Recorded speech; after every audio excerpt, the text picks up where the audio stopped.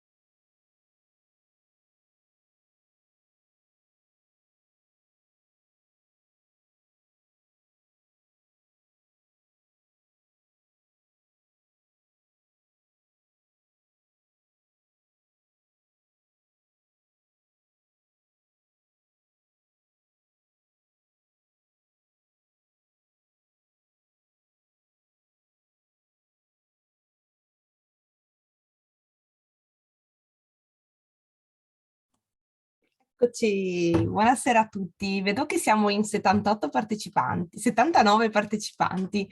Grazie mille per essere qui con noi, grazie mille per aver supportato questa nostra iniziativa. Niente, allora, chiaramente la prima di due incontri che faremo insieme a Stefano sulle erbe spontanee che possiamo incontrare sui Colli Euganei. Il prossimo appuntamento sarà per il 6 aprile.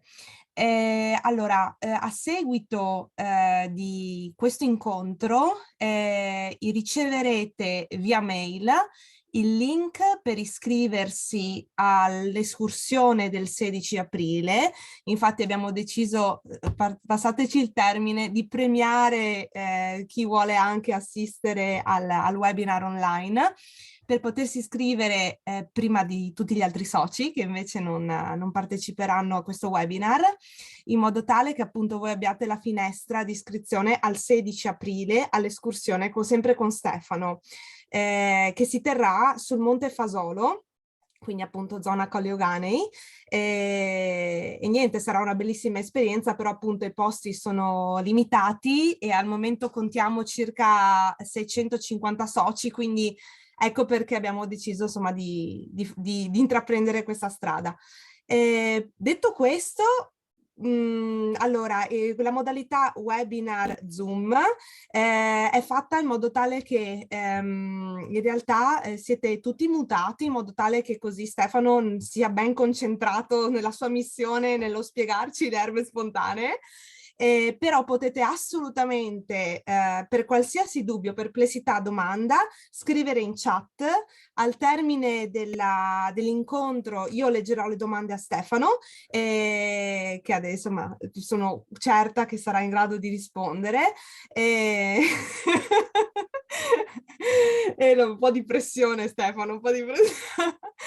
E niente, insomma, quindi non vi preoccupate, se ci sono domande da fare molto volentieri, e basta. Direi, allora, ciao Silvia, non senti nulla? Orca. Voi mi sentite? Sì, Stefano, tu mi senti? Sì. Ok. Ditemi se ci sono... Ok, quindi ok, ci sono delle persone che mi sentono, quindi forse Silvia ha un qualche problema. Ok, ha un qualche problema suo, magari adesso proviamo a contattarla. Ok, io a questo punto lascio la parola a Stefano, se vuoi anche presentarti e dire cosa hai fatto nel tuo passato, ben venga. E Sì, basta. mi sono appena, scusate, buonasera a tutti, mi sono appena accorto che devo attaccare il computer un attimo solo, così poi alla corrente un attimo solo. Ok, va bene.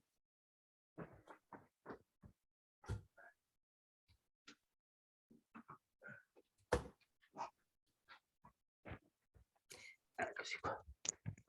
Ok. Eccomi qua. Bene, posso iniziare? Mi metti la prima slide allora? Prima presentati Stefano, di Ah chi sì, sei? scusate. Allora, buonasera a tutti, io sono Stefano e sono un biologo e stavo proprio pensando prima, e tra qualche giorno festeggio 20 anni di lavoro appunto come guida naturalistica sui Colli Euganei, insomma all'Orto Botanico e un po' in tutti i parchi della regione, quindi questa sera insieme vedremo questa prima lezione su le piante spontanee, le piante alimurgiche, insomma è un percorso fatto di 3 tappe, 2 sono online e una sarà una bellissima escursione sul Monte Fasolo. Questa prima serata, diciamo, è un po' pesante forse, perché parleremo anche in parte di sistematica. Per riconoscere una pianta bisogna sapere anche di che parti è composta, quindi molto semplicemente ho cercato di inserire con tante foto, insomma, le cose essenziali che possono essere necessarie per riconoscere una pianta. E poi parleremo insomma anche di un aspetto insomma culturale, sociale e soprattutto anche di un po' di legislazione, perché noi andremo, insomma, noi no, perché durante l'escursione sarà una cosa didattica, quindi io raccoglierò delle cose e ve le farò vedere a voi, però poi le persone insomma possono muoversi, andare a raccogliere queste piante in natura spontaneamente, quindi è importante anche sapere che il Parco Colli ha emanato una legislazione, insomma c'è un piccolo, diciamo, una piccola legge insomma, che è stata fatta perché non si possono raccogliere indiscriminatamente tutte le piante, ma in base che la presenza in ambiente della pianta vanno raccolte in certe quantità, quindi dopo insomma lo vedremo assieme. se non sono chiaro, se qualcosa non vi torna, appunto come diceva prima Laura, insomma chiedete e vi rispiego, oppure insomma cerchiamo di chiarire in modo più esaustivo possibile. Ecco.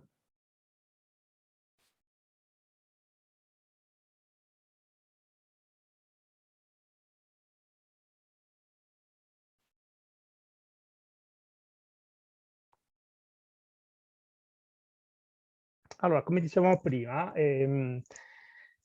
raccogliere le piante spontanee commestibili è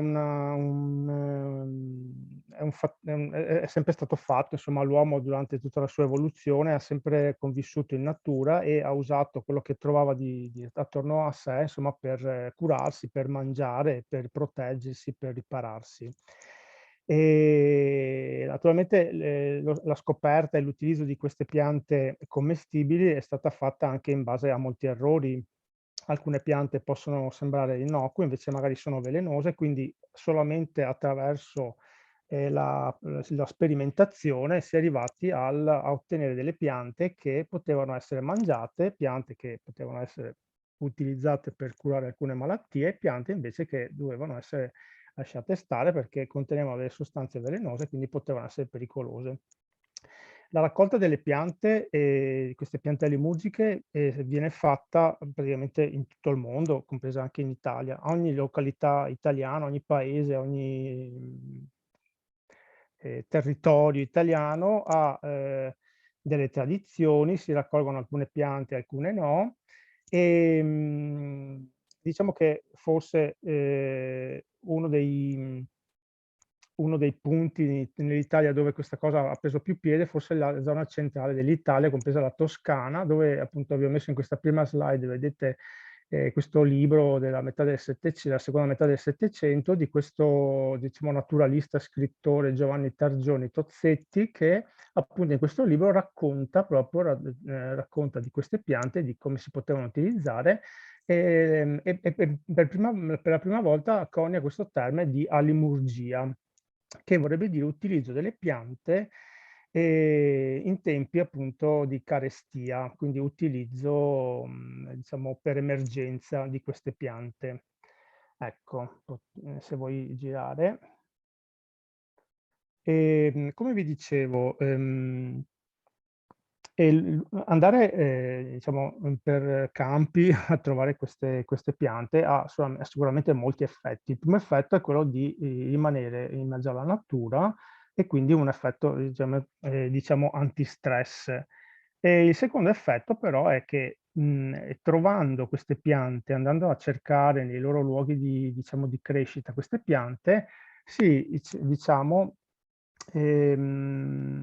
valorizza questa flora spontanea e la si salvaguarda, nel senso che dovete pensare che fino a non molti anni fa, appunto, gli abitanti dei Colli Euganei, che è la zona appunto che io conosco dove vivo, tutti, praticamente quasi tutti, soprattutto le donne, andavano a cercare queste piante commestibili per poi utilizzarle.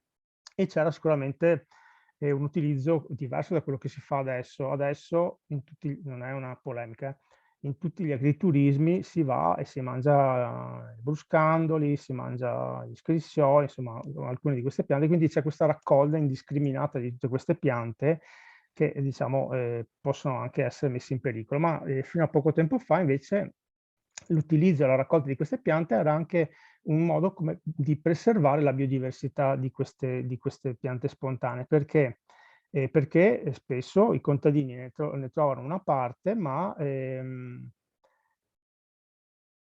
una parte la lasciavano perché doveva essere i semi, la fioritura, i semi di queste piante dovevano essere poi utilizzate l'anno successivo. E poi appunto conoscere, raccogliere, utilizzare queste piante fa parte anche di una tradizione, appunto come vi dicevo prima, locale. Ogni regione d'Italia ha delle tradizioni legate a queste piante che si tramandano di generazione in generazione, quindi si creano delle ricette, si creano degli utilizzi particolari di queste piante, ma soprattutto una cosa interessante che poi durante l'escursione avrò modo anche di, e anche insomma la volta, nella prossima diciamo, lezione online, vedremo che queste piante hanno dei nomi dialettali che cambiano anche all'interno di, diciamo, con distanze di pochi chilometri. Questi nomi possono cambiare proprio perché sì, essendoci molti paesi all'interno del Parco dei Colli Euganei e anche vari paesi un po' distanti tra di loro, un po' chiusi, un po' isolati, davano proprio dei nomi leggermente diversi rispetto magari a quelli che questa pianta aveva a pochi chilometri di distanza. Ecco, puoi pure andare avanti.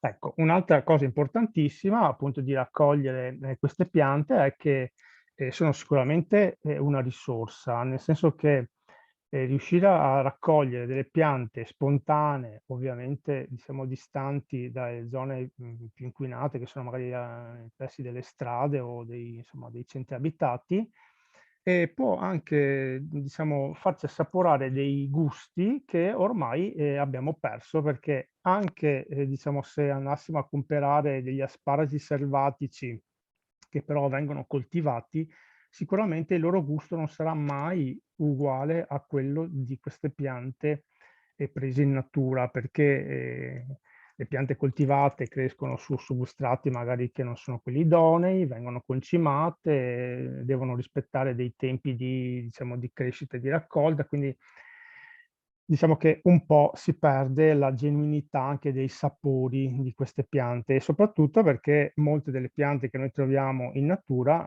non vengono coltivate, tranne forse quelle più costose, poi ne parleremo la prossima volta. Ecco, quindi è anche un'operazione, diciamo, di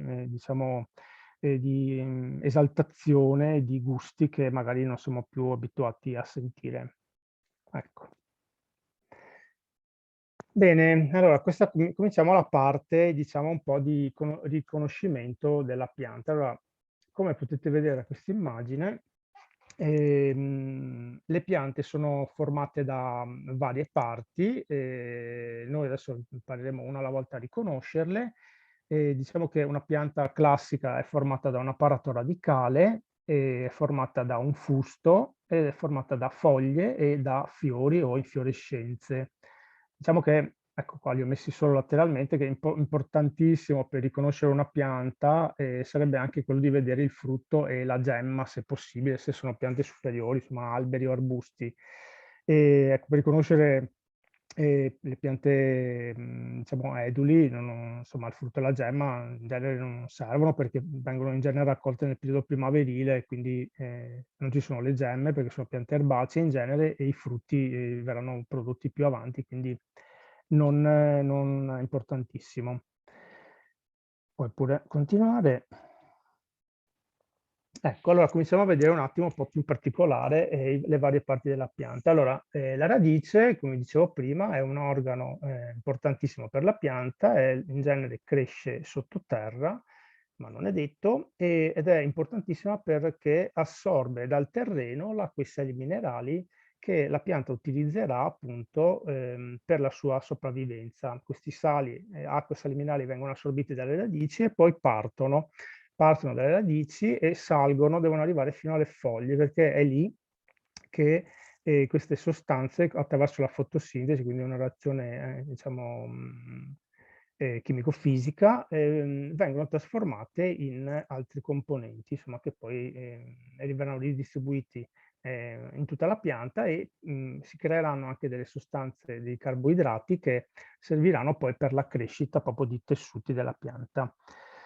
Sono importantissime per ancorarsi al substrato dove crescono, e quindi anche per trattenere il terreno. Le piante, sapete, insomma, fino anche adesso, ma nel passato erano molto utilizzate per trattenere il terreno. Infatti uno dei problemi che abbiamo col disboscamento è quello delle frane, perché l'erba, insomma, e magari la coltivazione delle viti, che spesso tipo nel Montello, non sono sufficienti per diciamo, consolidare e trattenere il terreno.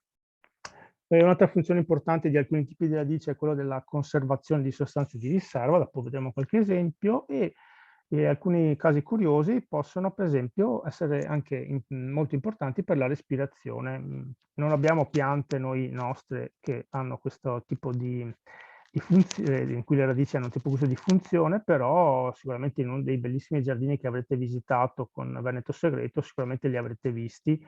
Sono delle piante americane che hanno dei pneumatofori. Magari oggi non li ho messi, però magari ve li faccio vedere la prossima volta. Puoi pure andare avanti.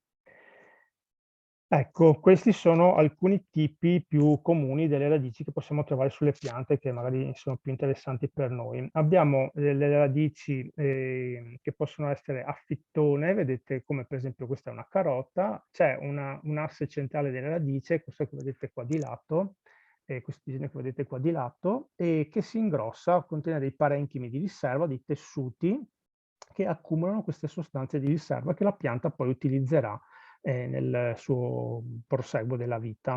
Va bene? Noi poi queste piante ce le prendiamo perché appunto sono ricche di sali minerali, di sostanze, quindi ce le mangiamo. Un altro tipo di radice può essere quella fascicolare. Ecco, la radice a fittone, appunto, mi stavo dimenticando, ha la particolarità di crescere dal momento della nascita, cresce sempre in lunghezza e poi da questa radice, quindi che si approfondisce nel terreno, partono delle radici laterali e che anche queste continuano a crescere. Quindi diciamo che la forma principale è quella un po' a piramide rovesciata come crescita di questo tipo di radice. E poi possiamo avere radici fascicolate o affastellate, quindi dalla radice principale, come questa fittone di cui abbiamo appena parlato, partono anche delle radici sempre alla base del colletto, quindi tra le radici e il fusto, secondarie si chiamano, che creano proprio una specie di fascicolo di tantissime radici. Un tipo particolare di radici che si possono trovare nelle monocotiledoni sono quelle avventizie, come vedete nella figura diciamo più a sinistra. Queste radici sono particolari perché diciamo che la radice che immaginatevi il mais, per esempio in questo caso, poi c'è anche la foto. La radice che nasce dal chicco di mais, dopo poco che la pianta diciamo comincia a crescere, muore e la pianta viene diciamo alimentata da queste radici avventizie che partono dai primi nodi della base del fusto. Dopo c'è un'immagine che ci fa vedere benissimo. Crescono queste radici avventizie, approfondiscono nel terreno e sostengono la pianta e poi insomma svolgono le funzioni che abbiamo appena visto. Puoi andare avanti. Ecco qua appunto abbiamo degli esempi. Allora, nella prima, quella più a sinistra, questo è una pianta che si può mangiare, l'ho messa apposta, vedete, è forse una delle pochissime piante di cui si mangia anche la radice, la vediamo la prossima puntata, vedete che questa è una radice a fittone, questa piccola radice carnosa, è buonissima da mangiare, ok? Poi c'è, vedete, in superficie poi c'è questa rosetta di foglie basali, questa è una pianta che si mangia nel periodo fine inverno, adesso ormai siamo già insomma, quasi al limite della sua raccolta. Bravissima, il rampussoi. E si mangia, si pulisce, insomma si estrae dal treno con la radice, si pulisce e si mangia cruda, in insalata, comunque ne parleremo più approfonditamente la volta prossima. Al centro vi ho messo un'immagine appunto di queste radici avventizie, vedete questa è una pianta di mais, come vi dicevo prima, la radice principale a un certo punto muore e si sviluppano queste radici secondarie, vedete quel punto da dove vedete partono è un nodo, si chiama nodo e quindi queste radici diciamo crescono in una zona della pianta che in genere non dovrebbe contenere radice, per questo che si chiamano avventizie. E invece nella figura più sulla destra abbiamo una radice fascicolata, vedete qui c'è una radice principale diciamo, a fittone al centro, ma diciamo tutto attorno crescono queste radici secondarie che raggiungono le stesse dimensioni di quella centrale e quindi creano questa specie di fascetta di radici. Questa pianta è la margheritina, quella di prato che inizia a fiorire adesso. Anche questa si potrebbe utilizzare diciamo non proprio per sì, si può anche mangiare, ma è molto interessante per curare le ferite, magari ne parleremo in escursione. Puoi pure continuare.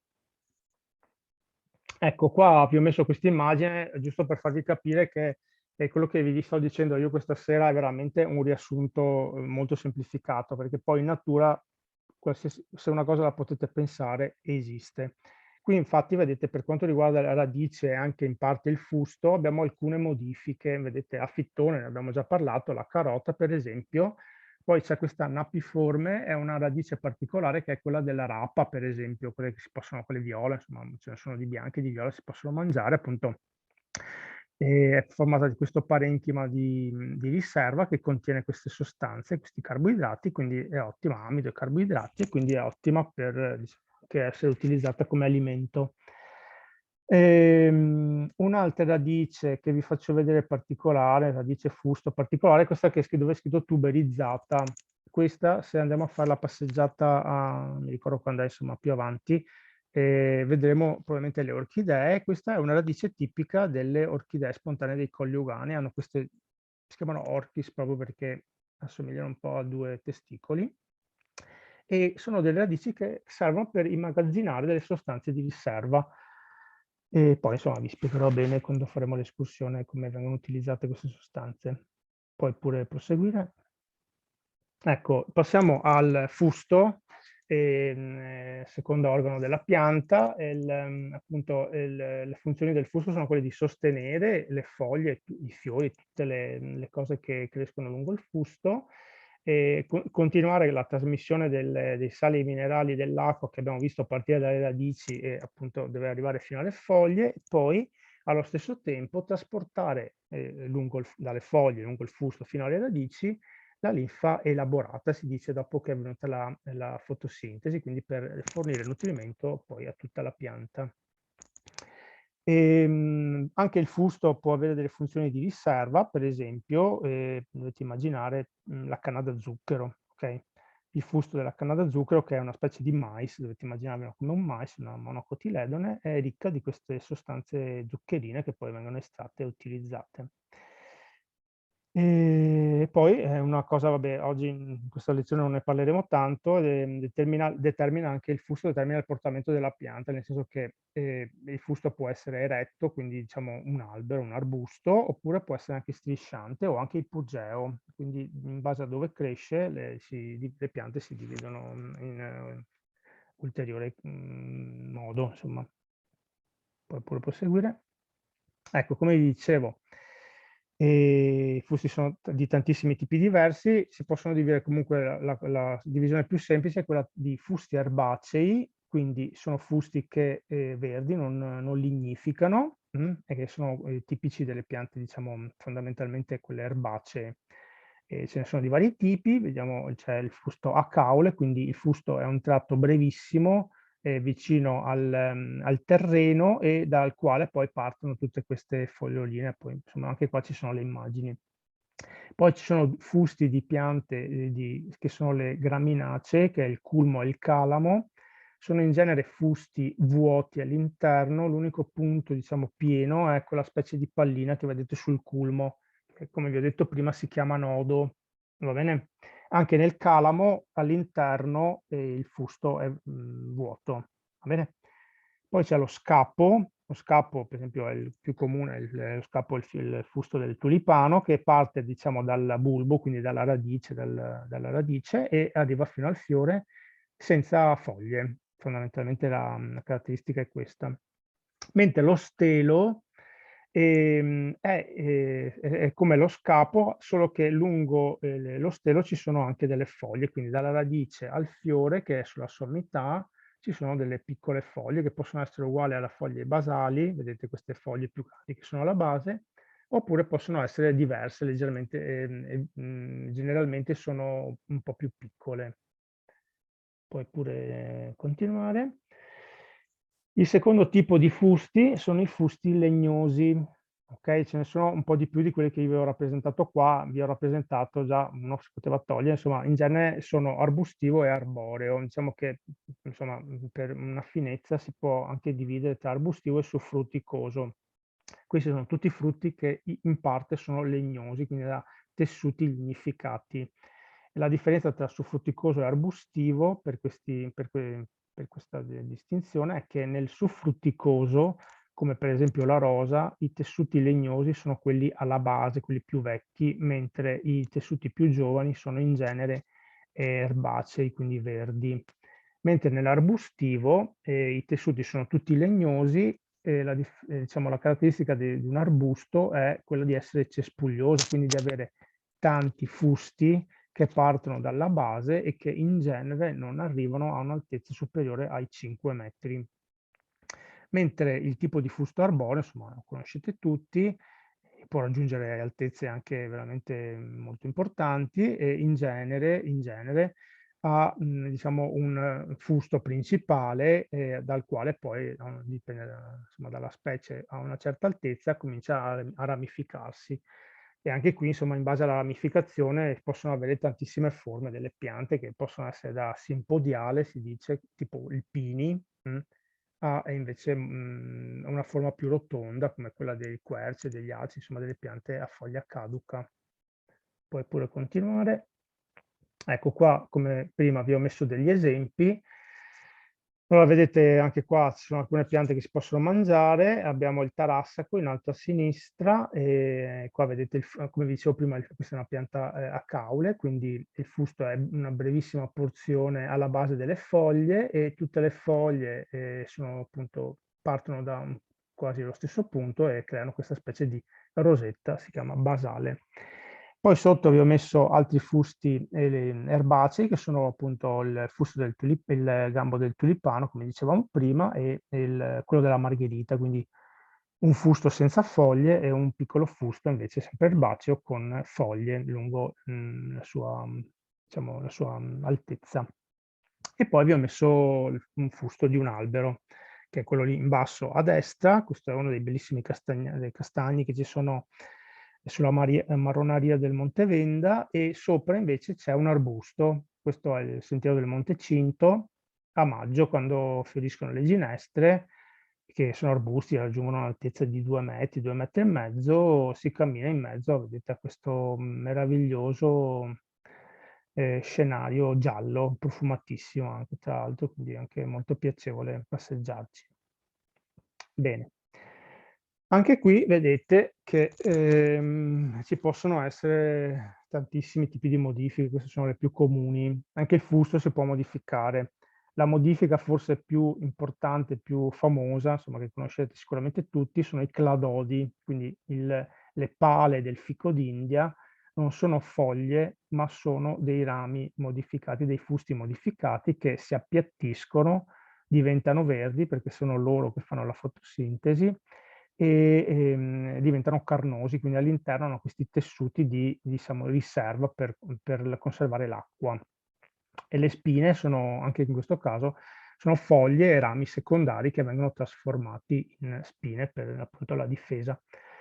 Un altro che ci può interessare, che troveremo appunto lungo la nostra escursione di aprile, sono i fillocladi, che sono praticamente i fusti del pungitopo. Anche nel pungitopo, insomma, poi lo vedremo bene in natura, le foglie non ci sono, vedremo dove sono, e questi che vedete che assomigliano a delle foglioline in realtà sono dei rami modificati che anche in questo caso si appiattiscono e rimangono verdi perché appunto devono svolgere la funzione delle foglie che non ci sono, e vedremo appunto che il fiore e il frutto, queste palline insomma, che ci sono, nascono proprio al centro della foglia, quindi dove in realtà crescono i fiori quando sono attaccati ai rami, quelli convenzionali, diciamo. Ecco, un altro tipo di ramo particolare sono i viticci delle viti, che non possono essere i viticci sia sulle foglie, in alcune piante sono sulle foglie, ma nel caso della vite i viticci sono delle modificazioni di alcuni rami che servono appunto per fissare la vite, che è una liana, quindi non ha un fusto che riesce a sostenersi, a qualche altro substrato per farla alzare, per permettere appunto alla vite di andare in cerca della luce, quindi salire più in alto possibile, appunto in cerca della luce. Bene. Passiamo alla foglia. Allora, la foglia è una parte importantissima della pianta, ok? per la fotosintesi clorofiliana che vedete indicata qua. È un processo che noi non vedremo ovviamente perché è molto difficile e complesso, insomma noi stiamo facendo una lezione amatoriale, quindi questo casomai lo facciamo se vi potrà interessare nel prossimo futuro. E comunque la fotosintesi è un processo straordinario perché appunto, come dicevamo prima, grazie alla luce e ad alcune sostanze che la pianta assorbe, riesce a trasformare l'anidride carbonica in ossigeno, per fortuna nostra, che poi noi ci respiriamo, e appunto il carbonio dell'anidride carbonica, la formula dell'anidride carbonica sarebbe CO2, l'ossigeno quindi l'O2 viene liberato, e il carbonio invece viene fissato e viene trasformato in sostanze organiche, appunto, che sono carboidrati, va bene? I famosi carboidrati che noi sentiamo sempre nominare. Ecco. Ce ne sono di vari tipi, possono essere l'amido, che è un carboidrato molto, diciamo, grande, molto lungo, quindi un ottimo sistema di conservazione di queste sostanze chimiche. Puoi pure continuare. Ecco, qui c'è un'immagine un po' ingrandita della foglia perché anche in questo caso, vedete, è importantissimo per il riconoscimento delle piante è quello di saper riconoscere le varie parti della foglia. Allora, che sono il picciolo è la parte di foglia che diciamo collega la foglia con il ramo o con il tronco della pianta. Può esserci ovviamente e no, quando non c'è le foglie si attaccano direttamente al fusto, oppure se c'è insomma può avere varie lunghezze, varie forme, può essere rotondo, un po' più appiattito. All'interno del picciolo scorre una o due nervature che servono appunto per trasportare sempre l'acqua in salita, l'acqua saliminare in risalita dalle radici e successivamente dopo la fotosintesi clorofiliana le sostanze diciamo elaborate dalla foglia al resto della pianta. E poi c'è un margine che è importantissimo anche questo perché poi insomma vedremo un'immagine e per riconoscere le foglie bisogna appunto prendere in considerazione tutte queste parti, quindi abbiamo tantissimi tipi di margine e la lamina che sarebbe tutta la superficie della foglia, adesso vediamo che ci sono, appunto la lamina può essere fatta in modo diverso, e le nervature di cui appunto vi ho già detto, e poi qui sotto vedete quel puntino nero, insomma un po' grandino, è uno stoma. E gli stomi sono importantissimi perché appunto sono le parti della foglia che sono deputate all'evapotraspirazione, quindi all'assorbimento, sono delle specie di bocche, come diciamo ai bambini quando insomma alle elementari vengono per la prima volta in natura. Delle bocche che quando si aprono, naturalmente come facciamo noi, inspirano, quindi tirano dentro l'anidride carbonica che trovano nell'ambiente e poi insomma, la trasportano fino all'apparato fotosintetico e la utilizzano. E poi, diciamo, come prodotto di rifiuto, eliminano l'ossigeno, come quando noi espiriamo, diciamo, invece l'anidride carbonica. Attraverso questi stomi le piante diciamo, regolano anche la loro temperatura, sono degli esseri viventi come noi, lo dico sempre così tutte le escursioni, quindi quando hanno caldo devono sudare, perdono anche loro acqua per fare in modo che la temperatura all'interno delle foglie di tutta la pianta si mantenga, insomma, diciamo, ad un certo livello, altrimenti si cucinerebbero. E quindi attraverso queste aperture la pianta elimina l'acqua, quindi perde acqua che diciamo, ha una temperatura più elevata e si raffredda, ma insomma, mantiene la temperatura. Puoi pure proseguire. Ecco. Come vi dicevo, le foglie si possono dividere in questi due modi molto semplici, insomma il discorso è anche abbastanza complicato. Comunque sono foglie intere, quella che c'è sulla sinistra, questa è la foglia di un tiglio, ok? Qua vedete appunto c'è il picciolo, ci sono queste nervature che si dipartono, vedete, dalla base del picciolo in forma di palmo di mano, le nervature primarie e secondarie poi si dividono sempre terziarie, sempre più piccole. La forma adesso c'è una slide, insomma, vediamo la forma della foglia, ha una forma che si chiama cuoriforme, e il bordo invece è dentato o seghettato, vedete che è come particolare. Sulla testa invece abbiamo una foglia invece composta, ok? Cosa vuol dire? Vuol dire che questa è una singola foglia, non sono tante foglioline, solo che sembra che ce ne siano in realtà tante. C'è quest'asse centrale dal quale si dipartono tante piccole foglie. Possono essere le foglie pennate possono essere impari fatte o pari pennate, dipende se terminano o no con una foglia. Vedete, questa è impari pennata perché se le contate sono 2 a 2, però in apice ce n'è una, diciamo, dispari. E la foglia della robinia. Scusate un secondo solo, scusate solo.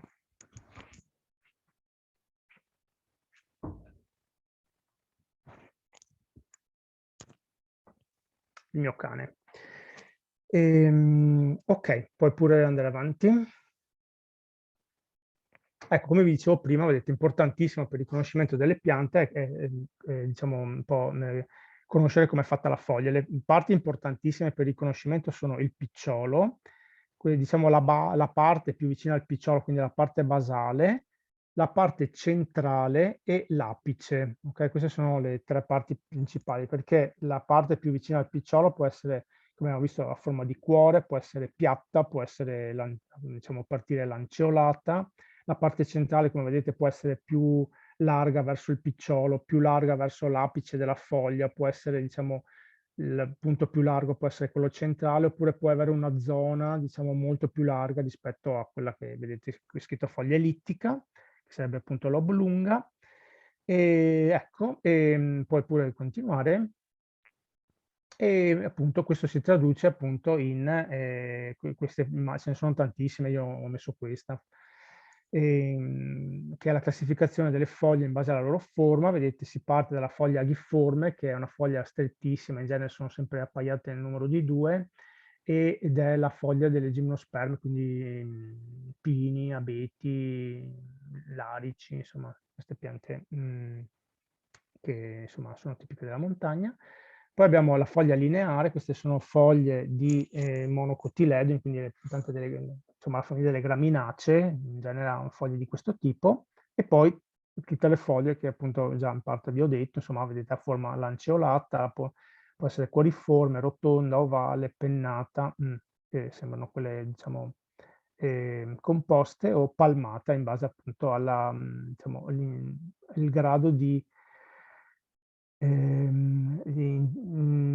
intersezione di queste specie di lamine che si creano, che sembrano appunto in questo caso dita di una mano. E le foglie possono essere anche, come già vi ho detto, insomma, classificate in base al margine. Vedete, poi il margine può essere liscio, come nel caso più a sinistra, dentato oppure lobato, nel caso più a destra, che questo è un esempio di una foglia di una quercia. Va bene? Puoi pure andare avanti. Boh, passiamo al fiore. Allora, anche qui in questo caso abbiamo una parte della pianta che è importantissima. Io qua veramente ho semplificato tantissimo, va bene? Il fiore, diciamo, il fiore come lo conosciamo noi, insomma, quelli che abbiamo anche nei nostri balconi, è un organo della pianta abbastanza moderno, infatti è tipico delle angiosperme, che sono le piante, diciamo, più moderne, si sono create per ultime. E ecco, che cos'è fondamentalmente il fiore? È il tratto terminale di un ramo, ok? Che è formato di tutte le parti di cui è composto, non sono altro che foglie modificate. Ok? Una parte di queste foglie, diciamo, sono sterili, quindi hanno solo la funzione, diciamo, di proteggere il fiore o di attirare gli insetti, si dicono le funzioni vessillari, e si chiamano sepali e petali, e costituiscono il perianzio. E poi invece c'è la parte fertile, quindi che è costituita dalla parte maschile o l'androceo e dalla parte femminile o il gineceo, che adesso appunto nella prossima slide dovremo vedere un po' in una, diciamo, in una immagine schematizzata. Allora, qui cosa vediamo? La parte inferiore c'è il picciolo del fiore, ok, che termina con questa parte più ingrossata che viene detta talamo o calice. Talamo è insomma, un nome un po' più vecchio, insomma adesso si chiama comunemente calice. Sopra il calice i fiori sono fatti dovete immaginarvi come i gradini di una scala, quindi il primo gradino che c'è dopo il talamo, quindi il calice, sono i sepali, va bene? Che come vi dicevo prima sono sterili e in genere hanno la funzione di proteggere il fiore quando è piccolo. Infatti se guardate adesso che stanno cominciando a fiorire gli alberi da frutto, per esempio il pesco sta già iniziando, insomma il ciliegio, dipende da dove sono, insomma. Se guardate quei fiorellini vedete che sono marroni perché hanno questi 2 sepali, 3, 4 sepali che li proteggono in questo periodo alla mattina c'è la brina, quindi dal freddo fondamentalmente o anche dall'azione di qualche piccolo insetto o animale che magari si li vuole mangiare. Il gradino successivo sono la corolla, quindi i petali, va bene? Anche questi sono steli, hanno la funzione in genere sono colorati, sono molto grandi, hanno le forme più svariate e in genere sono stati creati dalla pianta per attirare gli insetti, per farsi vedere dagli insetti, ok? Soprattutto nei fiori appunto con impollinazione entomofila, quindi legata appunto a insetti, uccelli o insomma altri tipi di animali. All'interno, quindi i gradini successivi, vedete, troviamo la parte maschile formato da filamento e antera e al centro proprio c'è la parte femminile, quindi formata da ovario alla base, dove all'interno ci sono gli ovuli dove si produrranno i semi, lo stilo, che è questo fusticino che collega l'ovario allo stigma, che è la parte, diciamo, apicale, ed è la parte, diciamo, dove arriva il polline, va bene? O con il vento o con gli insetti, insomma, il polline arriva lì sopra. Se vuoi girare. Ecco, qui vi ho messo un po' di immagini molto semplificate per farvi capire come sia variabile la situazione in natura. Va bene, questo è un fiore, si dice perfetto, che ha tutte le cose al suo posto, ma in realtà poi in natura c'è una gran confusione, per fortuna. Allora, fondamentalmente vi faccio vedere la foto sotto il papavero. Allora, nel papavero vedete questi sepali che sono che vedete nel papavero chiuso sono quella parte verde, sono 2 in genere, fusi quando il papavero è giovane, poi a un certo punto questi si aprono, il papavero cresce, la corolla all'interno cresce e si aprono e quindi quando il fiore è pronto, che sboccia, queste 2 parti del fiore cadono per terra. Voi non li trovate più, adesso non riuscito a trovare un'immagine da sotto, ma se voi girate il papavero sotto, queste 2 parti verdi non ci sono più perché quando si aprono cadono. Oppure rimangono attaccate alla pianta, possono rimanere lì, non crescere, non fare niente, oppure possono anche crescere. Qui vi ho messo 2 immagini un po' particolari che sono quella sulla sinistra, anche in questo caso è una pianta che si può mangiare, l'ho messa apposta perché magari non so se la vedremo in fiore, però insomma la vedremo sicuramente.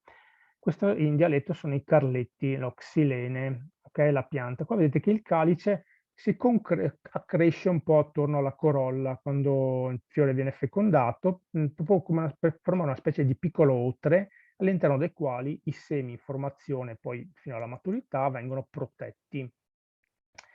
E ancora più spinta invece è la crescita del ricettacolo invece nell'Alche Kenji, che è questo, non so se lo conoscete, questo sulla destra, è una solanacea questa pianta, quindi una parente delle patate, e in questo caso il ricettacolo, vedete, il fiore, immaginatevelo bianco, proprio come quello di una patata. Quando il fiore, diciamo, viene impollinato, questo ricettacolo, si inizia quindi a formare all'interno il frutto, questo ricettacolo si accresce e crea questa struttura come un lampioncino che protegge proprio il seme che c'è all'interno, che è una pallina arancione. Non so se magari l'avete mai vista o avete anche avuto modo di mangiarlo, perché questo frutto si può mangiare. È una solanacea, quindi è velenoso, leggermente velenoso, ma insomma se è molto maturo si può consumare, si può mangiare. E tra l'altro ricchissimo di vitamina C. Bene, passiamo invece alla corolla. Allora, qua vi ho messo 4 immagini di corolle, insomma, un po' esemplificative. Allora, quella gialla in alto a sinistra, vedete, è un fiore con 5 petali ben staccati uno dall'altro. In alto a destra invece vedete che questa è una pianta appunto che sta fiorendo in questo periodo sui colli. In questo caso i petali, vedete, sono fusi 2 a 2. Vedete, hanno questo setto al centro, in realtà sono 5 petali, ma in realtà sono adesso 5, però sembrerebbero 10. In realtà sono 2 a 2, 2 a 2 si fondono. Sotto invece abbiamo una convolvulacea, che è una campanula, vedete, dove la corolla si fonde completamente, quindi tutti i petali si fondono a creare una specie di tubo. E invece in basso a sinistra abbiamo un altro fiore caratteristico, che è quello delle labiate, tipo della salvia, del rosmarino, della ginestra, quella fiorita che vi ho fatto vedere prima, dove appunto la corolla subisce una modificazione molto importante. Vedete, i petali da 5 sembrano essere diventati 2, c'è una parte superiore che si chiama vessillo, all'interno della quale c'è la parte fertile maschile e femminile, e una parte inferiore, che qui non si vede molto bene, perché insomma qua volevo solo farvi vedere la forma, che è formata da una carena al centro, ma dovete immaginarvi, come diciamo sempre i bambini, una specie di pista di atterraggio per gli insetti, e poi 2 piccole ali che si vedono leggermente sulla destra, se ne vede una, l'altra, quella più verso di noi, non si vede. Gli insetti quindi si appoggiano su questa carena e il peso dell'insetto fa sì che da sopra, dal petalo sopra, escano gli organi femminili e maschili, e quindi se l'insetto è già sporco di polline lo depositerà sullo stigma, quindi sulla parte ricettiva femminile. Se invece diciamo, l'insetto non è sporco di polline, o in ogni caso la parte maschile si abbassa e tocca proprio la schiena dell'insetto, depositando questi granuli di polline che poi l'insetto ovviamente trasporterà su un altro fiore. Puoi pure continuare. Ecco, qui vi ho messo 2 immagini ingrandite, appunto, della parte fertile maschile e femminile. In alto, diciamo, c'è la parte maschile, vedete il filamento con l'antera. Questa antera è pronta e sta appunto rilasciando il polline. Vedete, basta che un insetto passi o si appoggi per succhiare il nettare, che questo polline si stacca a granuli e si deposita sulla parte superiore dell'insetto. E questo è un giglio, insomma, una liliace. E invece sotto, non è l'immagine, non è bellissima, però insomma, l'avevo messa appunto perché questo è una parte fertile femminile, uno stile, uno stigma, vedete, dello zafferano, che insomma è una pianta che sicuramente conosciamo perché lo utilizziamo, magari non sapevamo che era una parte fertile femminile del fiore. Ecco, basta strappare questi filamenti, poi si fanno essiccare e poi, insomma, lo sapete tutti, costano un sacco, insomma, si possono comprare così o polverizzati per insaporire i nostri piatti. Puoi pure andare avanti, ok. Allora, noi fino adesso abbiamo parlato di fiori, quindi di singoli fiori, ma in realtà in natura spesso troviamo delle infiorescenze che non sono altro che la disposizione dei fiori sui rami o sullo scapolo di una pianta. Come possono essere queste infiorescenze? Successiva. Possono essere semplici, ok, come quelle che vedete qua nelle immagini, insomma adesso non le vediamo tutte, ma le principali che magari ci interessano a noi sono quelle che vedete sulla destra, il capolino, vedete dove c'è questo, diciamo, questo ricettacolo che si sviluppa tantissimo, creando questa specie di piattaforma sulla quale sono inseriti tantissimi piccoli fiori, la margherita, immaginatevi.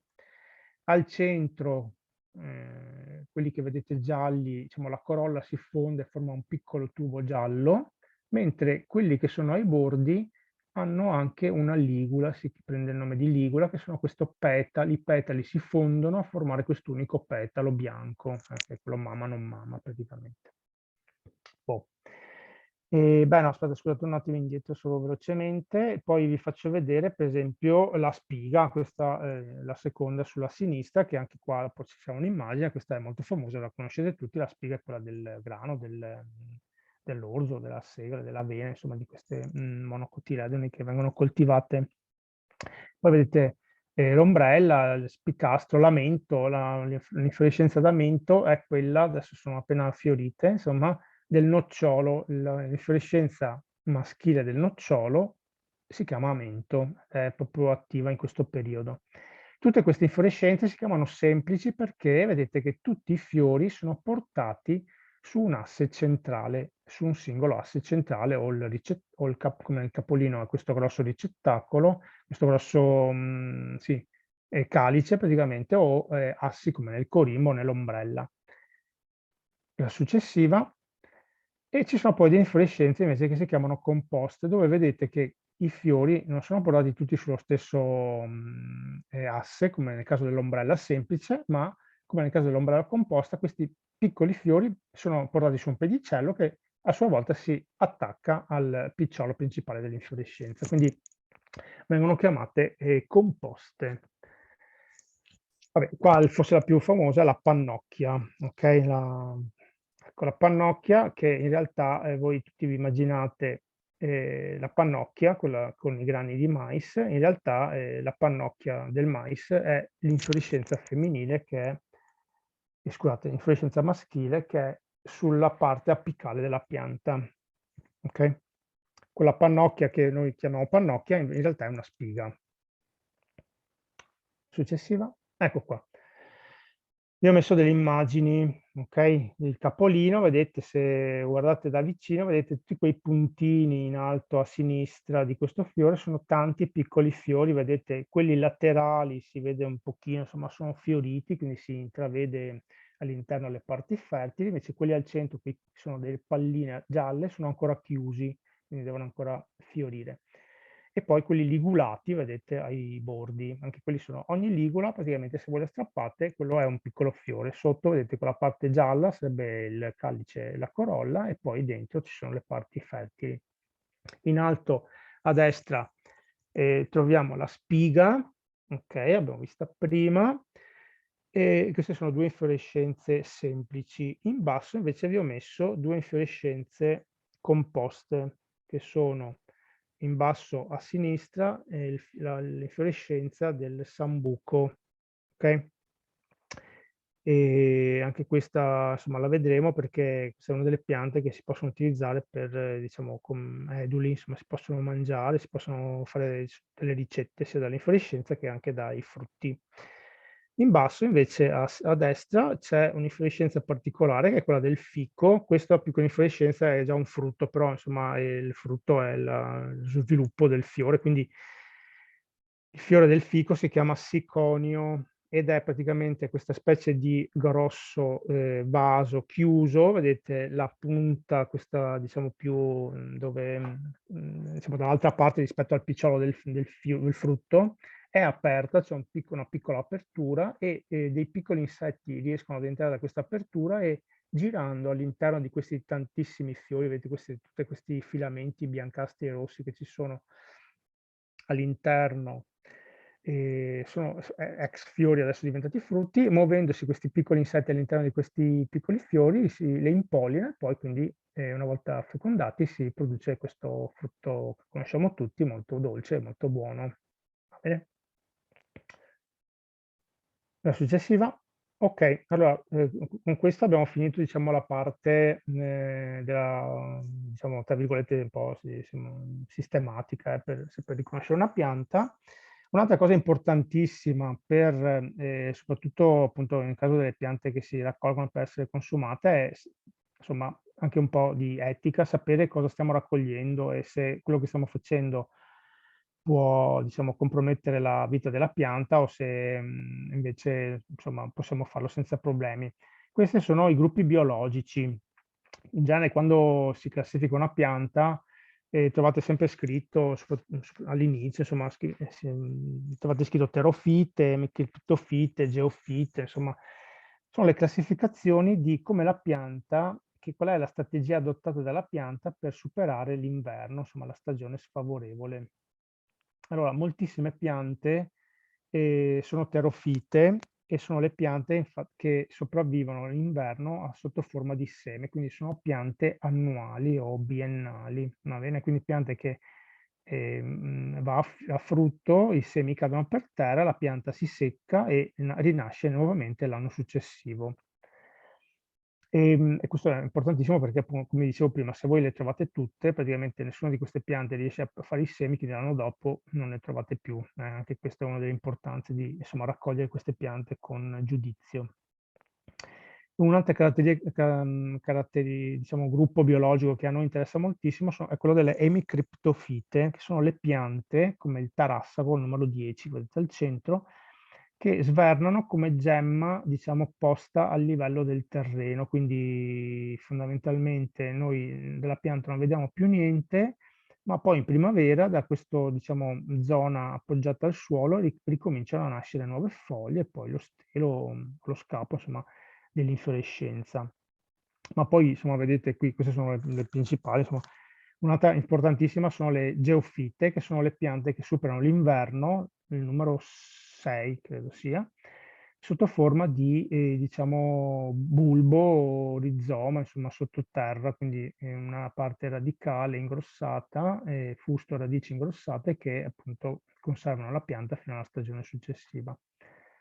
Oppure come vedete il numero 8, 9 sono piante acquatiche, quindi si ritirano sott'acqua, la gemma viene portata sott'acqua, anche se ghiaccia la parte superficiale, ma sotto a una certa profondità l'acqua non ghiaccia più, e quindi queste piante riescono a superare l'inverno senza morire.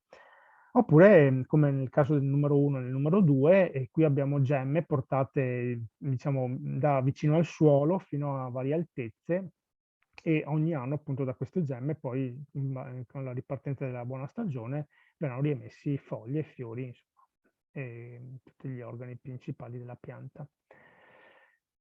Puoi pure andare avanti. Ecco, allora, una cosa importantissima che appunto, come vi dicevo prima, è che soprattutto all'interno del parco la raccolta di tutte queste piante spontanee è, diciamo, regolamentata, ok? C'è questo appunto piccolo, io adesso ve l'ho portato qua, magari la prossima volta oppure con Laura ve lo inviamo, insomma basta scaricarlo dal sito del parco sotto documentazione e si trovano varie cose, tra cui anche tutti i regolamenti che per andare a funghi, per andare a trovare le erbe, insomma per fare un sacco di cose. E cosa praticamente il riassunto di questo piccolo regolamento è, diciamo, anche, sta un po' anche al buon senso, come vi dicevo prima, quindi va bene andare a raccogliere delle piante, è giusto insomma propagare questa tradizione, assaporare questi gusti, però diciamo non devo andare a casa con un quintale di tarassa, con un quintale di asparagi selvatici, di insomma altre piante che posso trovare, perché in questo modo posso compromettere la sopravvivenza di queste piante. È giusto assaggiarle, insomma, sempre con criteri, insomma, con responsabilità. Soprattutto perché il 90, credo, 6% del territorio del Parco regionale dei Colli Ugani è privato, quindi potrebbe essere insomma, che sia abbandonato magari, ma potrebbe anche essere che quel prato insomma, sia coltivato dal proprietario perché anche lui avrebbe voglia di andarsi a raccogliere qualche erbetta da mangiare. E quindi insomma in teoria bisognerebbe avere il permesso del proprietario e raccogliere insomma con coscienza, poi se vai avanti insomma ci sono vari articoli, tra cui purtroppo mi scuso, non sono riuscito a farvi una slide decente, se vai alla successiva, qualche ora dopo, c'è una parte, successiva ancora, l'ultima forse, è una parte che è questa qui che è bruttissima, ma ve lo faremo avere insomma in modo che sia più leggibile, dove vedete c'è questa tabellina, appunto, che non sono riuscito a fare in modo migliore di questo, dove c'è appunto la pianta, il nome volgare della pianta, il nome scientifico, e sulla colonna più a destra la quantità che si può raccogliere. Ok? Allora, per quanto riguarda la raccolta di queste piante, gli abitanti dei Colli Ugani, che quindi sono residenti in uno dei comuni dei Colli Ugani, possono raccogliere queste quantità senza nessun problema. A volte, insomma, sì, alcune piante non hanno un limite, quindi se ne possono raccogliere finché si vuole. Per tutto il resto delle persone, in teoria, ecco ve lo dico, in teoria attenzione, perché servirebbe diciamo una specie di patentino, no patentino, come si può dire, un permesso per raccogliere queste piante, ecco. Quindi facciamo attenzione. Anche perché appunto voi lo sapete che all'interno del Parco dei Colli ci sono delle guardie volontarie che fanno servizio di sorveglianza, quindi poteste, è successo insomma, che vengono fermate le persone che magari in buona fede insomma andavano a raccogliere queste piante spontanee e poi sono stati anche multati se nella quantità raccolta eccedeva quella consentita. Ok? Mi sa che questo era l'ultima slide, appunto come vi dicevo prima, no, poi, beh, vabbè, insomma, le raccomandazioni. Allora, la prima raccomandazione, mi raccomando, insomma, cioè il rispetto sia della proprietà privata che anche, insomma, della vegetazione, quindi non raccogliete come se fosse Attila, praticamente, dove passate voi, non cresce più niente. Si raccoglie, insomma, in base anche all'utilizzo personale che se ne farà. La seconda cosa è che prima di raccogliere qualsiasi cosa bisogna essere sicuri di quello che si sta raccogliendo, perché lo vedremo anche durante l'escursione, forse lo avrete anche letto nei giornali, non è di tanti anni fa, la notizia di quella coppia che andando a passeggiare, non so se sui Colli Euganei o sui Berici, insomma, aveva raccolto il colchico, che assomiglia allo zafferano che vi ho fatto vedere prima, e con questo colchico, che è una pianta, una tra le piante più velenose che abbiamo sui colli, poi ve la faccio vedere con una mia escursione, ci hanno fatto il risotto. Ecco, sono morti tutti e due, insomma, ecco, perché non si dovevano raccogliere quella pianta. Quindi bisogna fare molta attenzione e raccogliere le piante solo se le conoscete, perché in questo caso è un caso estremo, questa è una pianta velenosa, quindi li ha ammazzati, ma diciamo che potrebbe succedere, insomma, che altre piante magari non sono buone da mangiare, non sono dolci, non hanno un gusto gradevole, quindi insomma vi rovinate anche l'esperienza se raccogliete cose sbagliate. E soprattutto, che ogni tanto si vede, insomma, se dovete raccogliere qualcosa, mi raccomando, insomma, fatelo nei luoghi dove sapete, insomma, ci sia un po' di meno inquinamento. Vedo a volte passando delle signore che raccolgono in terrazza con le rotonde. Ecco, insomma, io eviterei, anche perché, insomma, le piante sono in un ambiente molto inquinato, insomma, un poco di smog e di sostanze di rifiuto delle scarichi delle automobili lo assorbono, oppure gli si attacca alla superficie delle foglie, quindi ecco, boh, insomma, io non lo farei, di raccogliere queste cose, insomma, in posti non sicuri. Va bene? Ecco, quindi ho finito, quindi adesso possiamo passare alle domande, se avete delle domande. L'unica cosa in piccolo, qua vi volevo far vedere, allora, ci sono tantissimi siti o app adesso, insomma, per i più tecnologici, che potete usare per il riconoscimento delle piante. Io dietro, insomma, ne ho già un discreto numero. Vi volevo fare vedere questo, che insomma è un po' vintage, però è molto fatto bene. Ecco, questo, insomma, non basta questa lezione per riuscire a classificare una pianta con questo libro, non so se riuscite a vederlo, un po' vecchiotto, degli anni 50, però è una buona guida, insomma, per il riconoscimento delle piante. Poi magari quando usciamo lo porterò, insomma, e magari cercheremo anche di utilizzarlo su qualche pianta. Oppure su internet dovete, insomma, cercare qualche sito di riconoscimento che vi possa utilizzare, oppure adesso vanno molto di moda quelle app che spesso sono a pagamento, però dove voi inquadrate foglie, fiori e loro vi dicono che cos'è. Ecco, questo è molto semplice, non è bello come studiare tutte queste bellissime cose e poi applicarle sul campo, però insomma è molto pratico, ecco. Va bene? Eccoci, grazie Spero di mille. non avervi annoiato. No, è stato molto Ecco, interessante. Tra l'altro, se posso dire anche una cosa, sì. hai nominato, adesso sì, non mi ricordo i termini, però sì, hai mostrato una pianta che io per la prima volta che l'ho vista sui Colli Euganei sono rimasta basita, Mm. che è il fico d'India. Ah sì, E forse è andrò a una fare cosa che un'escursione non lì a tutti vederli, sanno. Eh ma è un po' difficile quell'escursione là, quindi No, lo so, però è interessante assolutamente, certo, secondo me, sapere sì, anche che ci sono delle piante che non sono assolutamente endemiche. certo. Sì, Sì, e sì. e La che sui strana colli si coppia, possono... come diceva il professor Mazzetti, no? Sul Monte Ceva convivono due piante, diciamo, grasse, come le chiamiamo noi, succulente, che sono il fico d'India, che è una pianta che arriva dal Messico, e con una pianta invece che viene dalle Alpi, che è il sedum, questo piccolo pianta sedum ragnatelloso. Quindi due piante che vivono in due emisferi, diciamo, opposti nel nostro pianeta, che si sono trovate e convivono in pochi metri sul Monte Ceva. Quindi un'esperienza veramente da fare.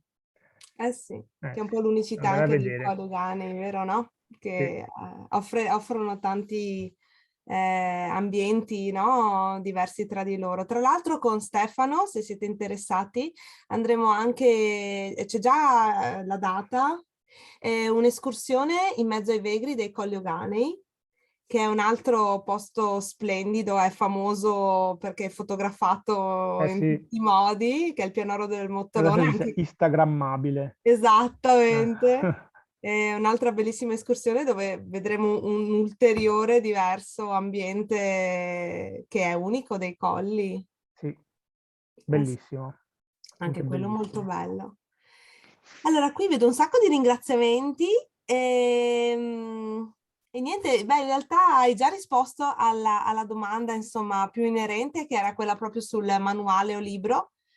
Sì, sì, Eh, forse l'avevo intravista, infatti prima mi sono fermato perché io non sono molto esperto di queste cose, mi piace di vedere le persone di faccia, comunque avevo visto che qualcuno mi chiedeva, quindi questo può essere uno buono, oppure se uno ha tanti soldi, insomma, e proprio vuole approfondire questo argomento, c'è la Flora Italica, che sono 4 tomi, una specie di enciclopedia dove però lì penso che forse un corso di botanica all'università non basti per riuscire a classificare una pianta, perché sì, insomma, magari adesso quando vedremo su questo, vedete che ci sono tantissimi termini che per sapere, insomma, districarsi, insomma, bisogna studiare parecchio, insomma, e approfondire parecchio l'argomento, ecco. certo, certo. Adesso non so chi abbia scritto, non riesco a leggere il nome per intero. Sì, sì, è un'escursione che non è un'escursione per i soci, è un'escursione a pagamento, diciamo, che faremo insomma insieme a Stefano nelle prossime settimane, che è proprio quella sui Vegri dei Colli Euganei, i prati aridi. Invece questa domenica abbiamo sempre con Stefano Sold out. un sold out, esatto, una passeggiata a Torreglia, nella zona di Torreglia. Ecco, giusto perché se vi interessa, insomma, a noi, Stefano piace molto perché è un vero intenditore dei colli, è un vero local, e quindi se volete approfittare, insomma, della sua presenza, vi sa anche svelare dei segreti, diciamo Sì, tra così. l'altro domenica vi faccio conoscere il mio paese, quindi insomma, Torreglia, già qui in esatto, casa. esatto. E dimenticavo una cosa, ehm, rispetto all'uscita, ah sì, ecco, allora sì, l'uscita, il link per iscriversi all'uscita dei soci che riguarda proprio il fine corso, diciamo, del webinar sulle bete spontanee, lo invio tramite mail stasera o domani mattina e avete 1 o 2, massimo 2 giorni per iscrivervi prima di tutti gli altri soci che non hanno partecipato a questa serata, perché appunto riteniamo giusto assolutamente insomma premiarvi per la vostra presenza, quindi darvi la precedenza, ecco, sugli altri. Ecco, basta direi, se non ci sono altre domande, direi che ci possiamo salutare qui. Grazie mille, grazie a Bene, tutti. grazie a tutti. Allora ci vediamo online fra 2 settimane, poi alla Bravo. passeggiata, insomma, chi verrà alla passeggiata, così ci conosciamo, saremo in mezzo alla natura bellissima del Monte Fasolo e vedremo un sacco di cose interessantissime. Esatto, prossimo appuntamento 6 aprile allora per entrare nello specifico, dai. Sì, Ok, grazie ancora allora. a Ciao a tutti voi, tutti. buona Grazie serata a Stefano, tutti. sai. Ciao, ciao, ciao, Ciao, ciao. ciao, ciao, ciao.